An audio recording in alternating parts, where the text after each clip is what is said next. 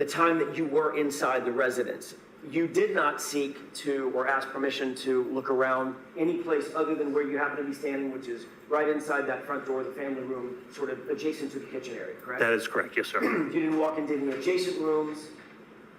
No, sir. No, sir. Seek or receive a search warrant? No, I did not. Okay. You didn't believe that it was necessary, in your mind, it was necessary to seek a search warrant to search the interior of that house? That's absolutely correct. Everything was a possibility at that time. And at that time, you had the information that you found, or Mr. O'Keefe's body was found on the lawn of a residence where there was alcohol, drinking, a party of some sort, or a gathering of some sort just hours earlier, correct? That's correct, but the house had nothing to do with the incident. At least to your mind. That's correct, based on the evidence, yes, at that time. And the evidence at that time was simply your communications with some, but not all, the occupants of the house, including Jennifer McCabe, correct? That is correct, yes, sir. Any of the potential witnesses to join you down at the station, did that have anything to do with your knowledge that the homeowner was a police officer? Absolutely none. I've actually executed warrants on police officers' houses in the past, including police officers I personally worked with and had to charge some of their children. So that absolutely would not factor into a reason. What is inside that, what's depicted inside that bag? The red solo cups with coagulated blood. I would have to twist circumstances to have the right to search Brian Albert's house. We had no reason, and there's been no reason since. How about this? How about this? There's a dead guy on the lawn that looked like he potentially could have been in a physical altercation. How about that?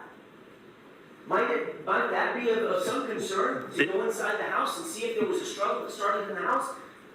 There's still no evidence to go into the house. You're the guy that's out on the lawn with no coat on. You think the coat might be inside the house? That might be a reasonable assumption? I gave an interview with ABC with Matt Gutman. I think this was whom I gave the interview to, and I said, he asked, why was I saying, could I hit him, did I hit him? And I said, yeah, my first thought was, I've been out late, I've been drinking, and he's in the general vicinity of where I last saw him. I mean, they talk about the left side of the property and the right as if it's, Hammersmith Farms. It's a postage stamp. It's 50 feet. So he's in the front yard to the left of the front door, and no one's coming out of the house. Jen's telling me nobody's seen him. So I'm thinking, Jesus, was I starting to pull away and I ran over his foot? Like, he's roughly where I left him. So yeah, when I found him, I was thinking, did I clip him somehow? We were instructed that it was believed that the vehicle may have had a broken taillight, so we were looking for taillight pieces. We also were informed the victim in this incident was missing his shoe, so we're going to be looking for his sneaker as well. I believe it was 5:45, sir. Do you remember what the first piece or item that you or the search team found was?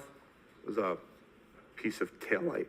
We found the sneaker, yes, sir. A sneaker? Yes, sir. Can you describe where the sneaker was found? Sneaker was flush up against the curb and it was inverted upside down.